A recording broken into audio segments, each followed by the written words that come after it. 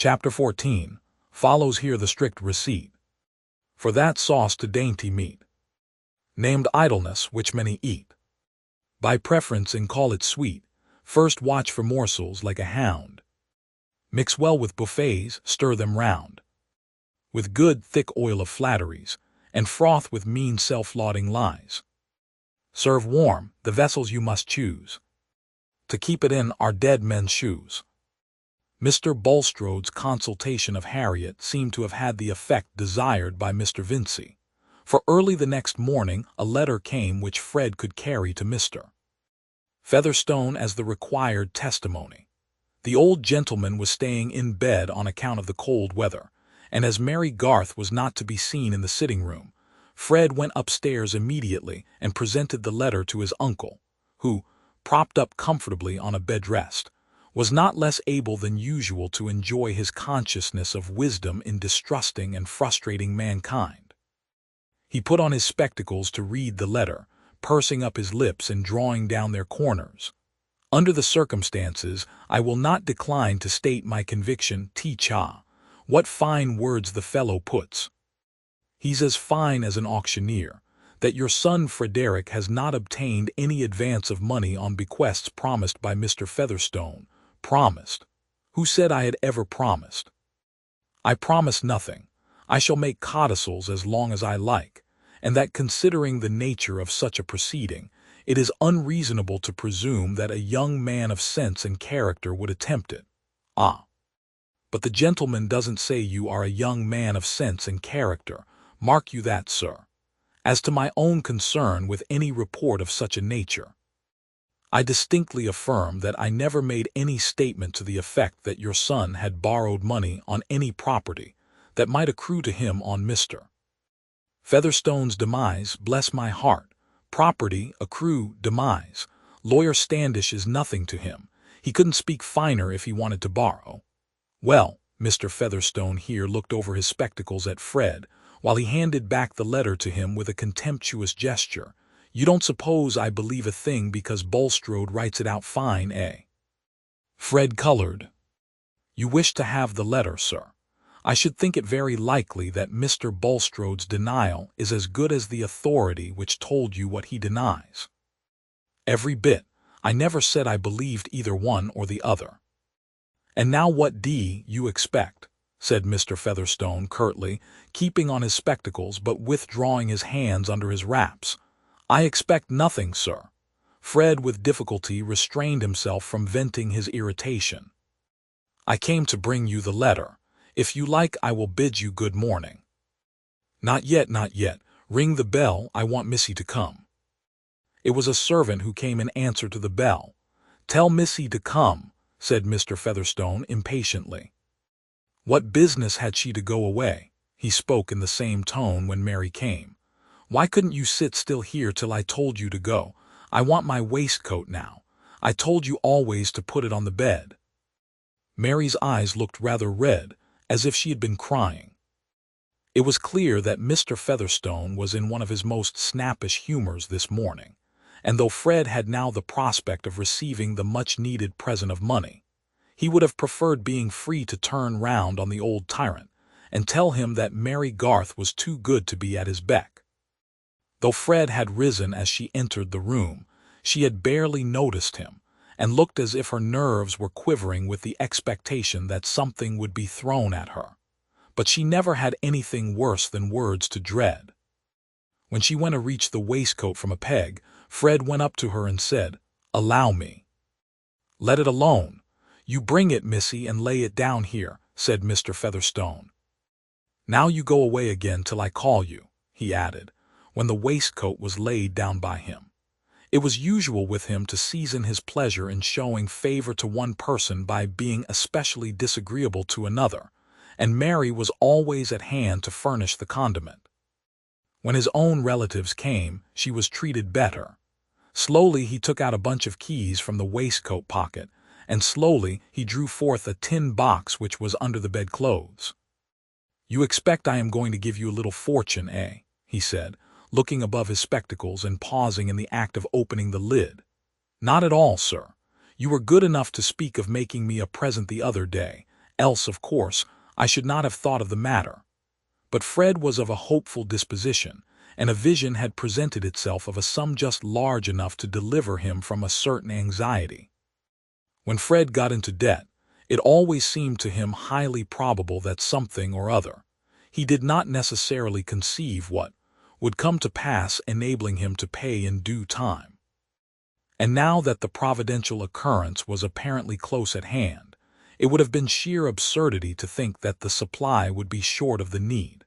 As absurd as a faith that believed in half a miracle for want of strength to believe in a whole one.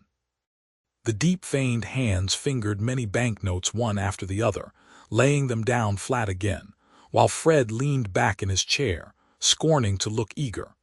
He held himself to be a gentleman at heart, and did not like courting an old fellow for his money. At last, Mr. Featherstone eyed him again over his spectacles, and presented him with a little sheaf of notes. Fred could see distinctly that there were but 5, as the less significant edges gaped towards him. But then each might mean £50. He took them, saying, "I am very much obliged to you, sir," and was going to roll them up without seeming to think of their value. But this did not suit Mr. Featherstone, who was eyeing him intently. "Come, don't you think it worth your while to count 'em? You take money like a lord, I suppose you lose it like one." "I thought I was not to look a gift horse in the mouth, sir. But I shall be very happy to count them."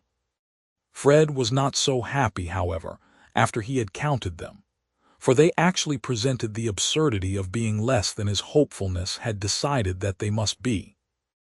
What can the fitness of things mean, if not their fitness to a man's expectations? Failing this, absurdity and atheism gaped behind him. The collapse for Fred was severe when he found that he held no more than 5/20s, and his share in the higher education of this country did not seem to help him. Nevertheless, he said, with rapid changes in his fair complexion, "It is very handsome of you, sir." "I should think it is," said Mr. Featherstone, locking his box and replacing it, then taking off his spectacles deliberately, and at length, as if his inward meditation had more deeply convinced him, repeating, "I should think it handsome." "I assure you, sir, I am very grateful," said Fred, who had had time to recover his cheerful air. "So you ought to be. You want to cut a figure in the world, and I reckon Peter Featherstone is the only one you've got to trust to." Here the old man's eyes gleamed with a curiously mingled satisfaction in the consciousness that this smart young fellow relied upon him, and that the smart young fellow was rather a fool for doing so. "Yes, indeed. I was not born to very splendid chances. Few men have been more cramped than I have been," said Fred, with some sense of surprise at his own virtue, considering how hardly he was dealt with. "It really seems a little too bad to have to ride a broken-winded hunter, and see men who are not half such good judges as yourself, able to throw away any amount of money on buying bad bargains. Well, you can buy yourself a fine hunter now. £80 is enough for that, I reckon, and you'll have £20 over to get yourself out of any little scrape," said Mr. Featherstone, chuckling slightly. "You are very good, sir," said Fred, with a fine sense of contrast between the words and his feeling. "I, rather a better uncle than your fine Uncle Bulstrode. You won't get much out of his speculations, I think. He's got a pretty strong string round your father's leg, by what I hear, eh?" "My father never tells me anything about his affairs, sir." "Well, he shows some sense there. But other people find him out without his telling. He'll never have much to leave you. He'll most like die without a will. He's the sort of man to do it. Let 'em make him mayor of Middlemarch as much as they like. But you won't get much by his dying without a will, though you are the eldest son." Fred thought that Mr. Featherstone had never been so disagreeable before. True, he had never before given him quite so much money at once. "Shall I destroy this letter of Mr. Bulstrode, sir?" said Fred, rising with the letter as if he would put it in the fire. I don't want it. It's worth no money to me." Fred carried the letter to the fire, and thrust the poker through it with much zest. He longed to get out of the room, but he was a little ashamed before his inner self, as well as before his uncle, to run away immediately after pocketing the money. Presently, the farm bailiff came up to give his master a report, and Fred, to his unspeakable relief, was dismissed with the injunction to come again soon. He had longed not only to be set free from his uncle, but also to find Mary Garth. She was now in her usual place by the fire, with sewing in her hands and a book open on the little table by her side. Her eyelids had lost some of their redness now, and she had her usual air of self-command. "Am I wanted upstairs?" she said, half rising as Fred entered. "No, I am only dismissed because Simmons is gone up." Mary sat down again and resumed her work. She was certainly treating him with more indifference than usual. She did not know how affectionately indignant he had felt on her behalf upstairs. "May I stay here a little, Mary, or shall I bore you?" "Pray sit down," said Mary. "You will not be so heavy a bore as Mr. John Wall, who was here yesterday," and he sat down without asking my leave. "Poor fellow, I think he is in love with you."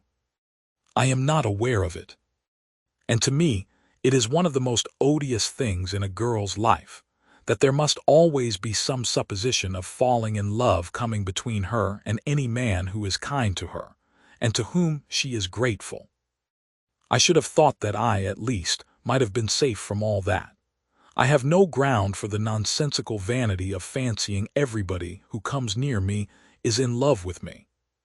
Mary did not mean to betray any feeling, but in spite of herself, she ended in a tremulous tone of vexation. "Confound John Wall. I did not mean to make you angry. I didn't know you had any reason for being grateful to me. I forgot what a great service you think it if anyone snuffs a candle for you." Fred also had his pride, and was not going to show that he knew what had called forth this outburst of Mary. "Oh, I am not angry, except with the ways of the world. I do like to be spoken to as if I had common sense.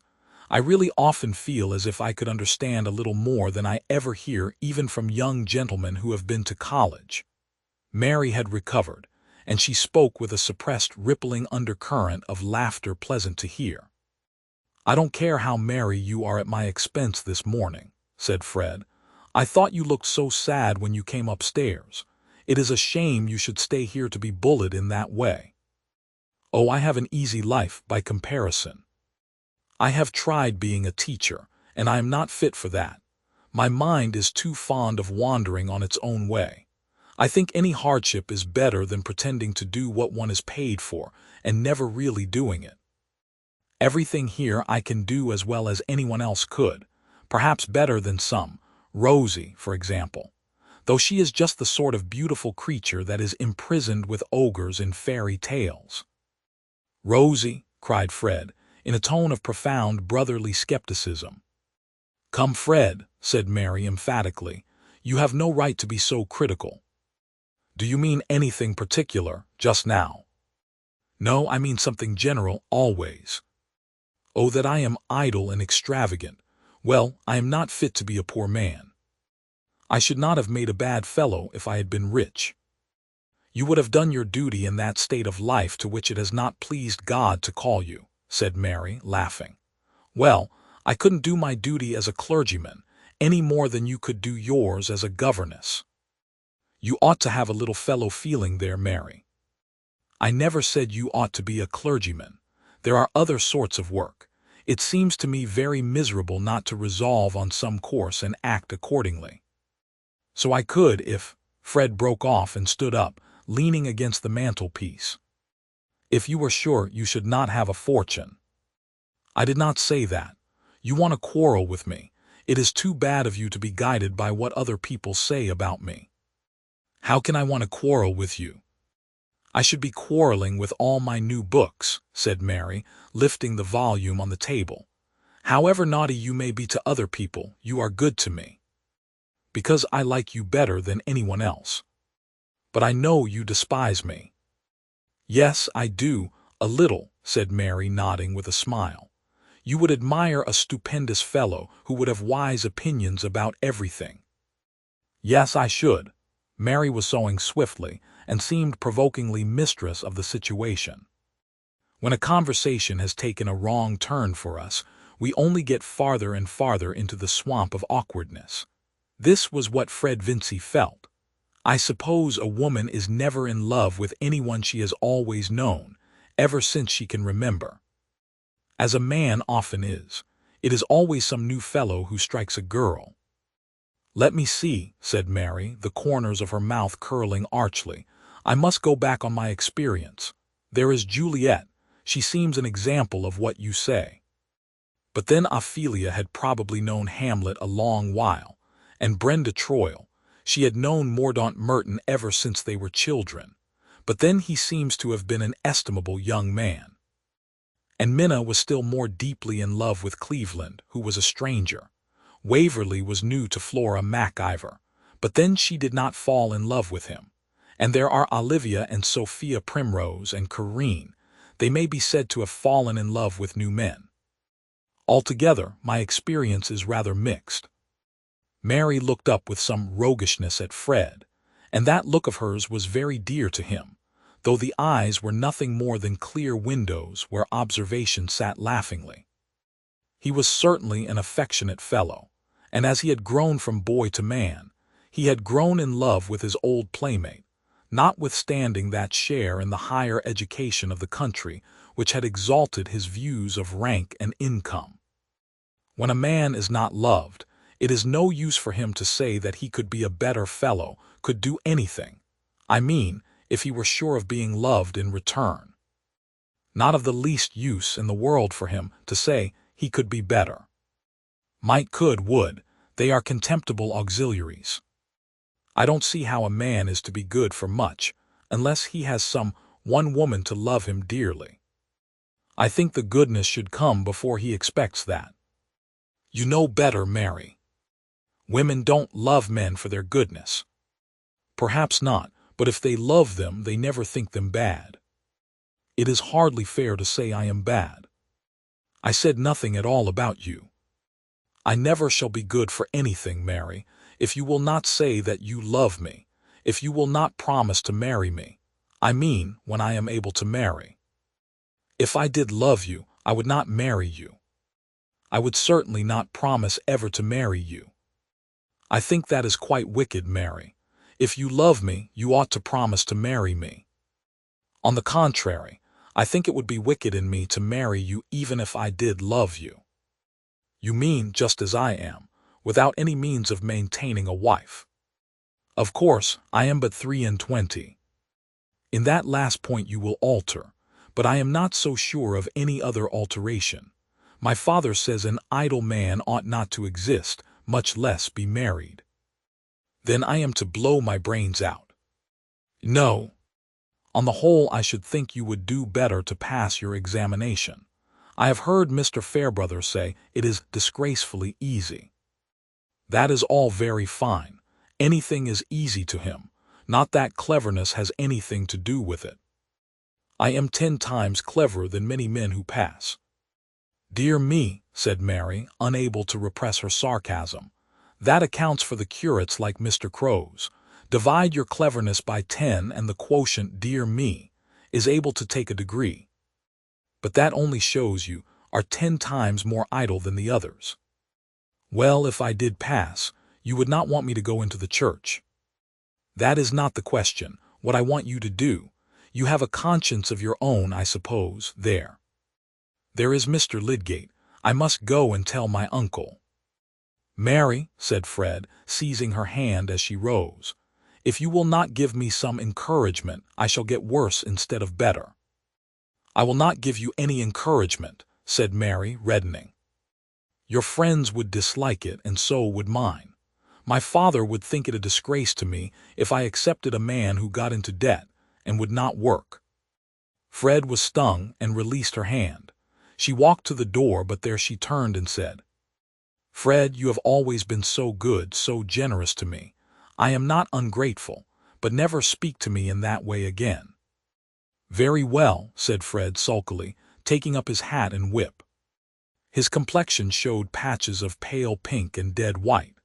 Like many a plucked idle young gentleman, He was thoroughly in love and with a plain girl who had no money, but having Mr. Featherstone's land in the background and a persuasion that, let Mary say what she would, she really did care for him, Fred was not utterly in despair. When he got home, he gave 4 of the 20s to his mother, asking her to keep them for him. "I don't want to spend that money, Mother. I wanted to pay a debt with, so keep it safe away from my fingers." "Bless you, my dear," said Mrs. Vincey.